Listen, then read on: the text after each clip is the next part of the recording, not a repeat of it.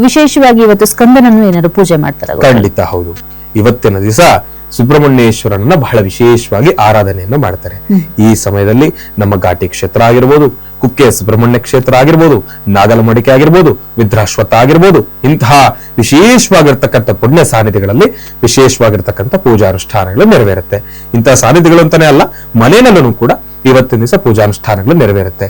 ಸರ್ಪದೋಷ ಇರ್ತಕ್ಕಂಥವ್ರು, ಹಾವನ್ನ ಯಾವುದೋ ಸಮಯದಲ್ಲಿ ಏನೋ ಗೊತ್ತಿಲ್ದಿರ ಮಾರ್ಗದಲ್ಲಿ ಹಾವಾಗೇನೋ ಹೆಚ್ಚು ಕಡಿಮೆ ಆಗಿರುತ್ತೆ, ಇಲ್ಲ ಅಂತಂದ್ರೆ ಯಾರೋ ಏನೋ ಹಾವು ಕಾಣಿಸ್ತು ಅಂತ ಭಯದಲ್ಲಿ ಹೊಡೆದು ಬಿಟ್ಟಿರ್ತಾರೆ, ಇಲ್ಲ ಅಂತಂದ್ರೆ ಇನ್ನೇನೋ ಸಮಸ್ಯೆ ಇರುತ್ತೆ, ಎಲ್ಲವೂ ಕೂಡ ಎದುರಾಗಿರುತ್ತೆ. ಹಾಗಾಗಿ ಈ ಸಮಯದಲ್ಲಿ ಸುಬ್ರಹ್ಮಣ್ಯೇಶ್ವರನ ಆರಾಧನೆಯನ್ನ ಮಾಡೋದ್ರಿಂದ ಅದನ್ನೂ ಕೂಡ ನಿವಾರಿಸಿಕೊಳ್ಬಹುದು ಎಂಬತಕ್ಕಂಥದ್ದು ಒಂದು ಪ್ರತೀತಿ ಇದೆ.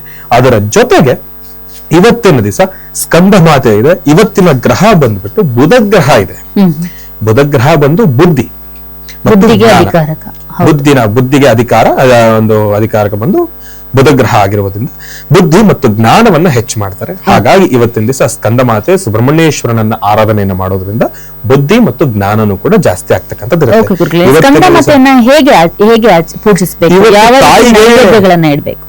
ಇವತ್ತು ತಾಯಿಗೆ ಬಹಳ ಪ್ರಿಯವಾಗಿರ್ತಕ್ಕಂಥ ಬಣ್ಣ ಬಂದು ಬಿಳಿ ಬಣ್ಣ, ಶ್ವೇತವರ್ಣ. ಶ್ವೇತವರ್ಣ ತಾಯಿಗೆ ಬಹಳ ಇಷ್ಟ. ಹಾಗಾಗಿ ಇವತ್ತು ಶ್ವೇತವರ್ಣವನ್ನ ಆರಾಧನೆಯನ್ನ ಮಾಡತಕ್ಕಂಥದ್ದಿರುತ್ತೆ. ಜೊತೆಗೆ ಇವತ್ತಿನ ದಿವಸ ತಾಯಿಗೆ ವಿಶೇಷವಾಗಿರ್ತಕ್ಕಂಥ ನೈವೇದ್ಯ ಅಂತಂದ್ರೆ ಬಾಳೆಹಣ್ಣಿನ ಪಾಯಸ. ಬಾಳೆಹಣ್ಣು ಬಹಳ ಪ್ರಿಯ. ಬಾಳೆಹಣ್ಣಿನ ಪಾಯಸ, ಬಾಳೆಹಣ್ಣಿನಿಂದ ತಯಾರು ಮಾಡತಕ್ಕಂಥ ಯಾವ ಪದಾರ್ಥ ಆದ್ರೂ ಪರವಾಗಿಲ್ಲ. ಬಾಳೆಹಣ್ಣಿನ ಸಜ್ಜಿಗೆ ಮಾಡ್ತಾರೆ, ಪಾಯಸ ಮಾಡ್ತಾರೆ, ರಸಾಯನ ಮಾಡ್ತಾರೆ, ಎಲ್ಲವನ್ನು ಕೂಡ ಮಾಡ್ತಾರೆ.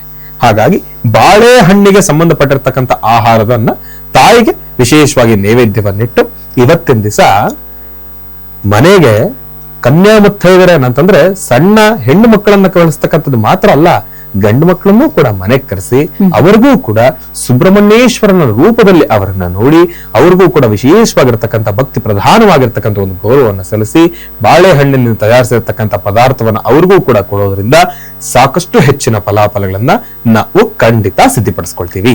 ಓಕೆ ಗುರುಗಳೇ, ಇನ್ನು ಯಾವ ರೀತಿ ನೈವೇದ್ಯ ಆಯ್ತು, ಸ್ಕಂದ ಮಾತೆಯನ್ನ ಅಂದ್ರೆ ಷಣ್ಮುಗನ ಜೊತೆ ಇರುವಂತಹ ಸ್ಕಂದ ಮಾತೆಯನ್ನ ಪೂಜಿಸೋದ್ರಿಂದ ನಮ್ಗೆ ಯಾವೆಲ್ಲ ರೀತಿಯ ಫಲಗಳು ದೊರೆಯುತ್ತೆ? ಹೌದು, ನಾನು ಈಗ ತಾನೇ ಹೇಳಿದೆ, ಸುಬ್ರಹ್ಮಣ್ಯೇಶ್ವರ ಅಂತಂದ್ರೆ ನಮ್ಮೆಲ್ಲರ ಗಮನಕ್ಕೆ ಬರುವಂತದ್ದು ಹಾವು.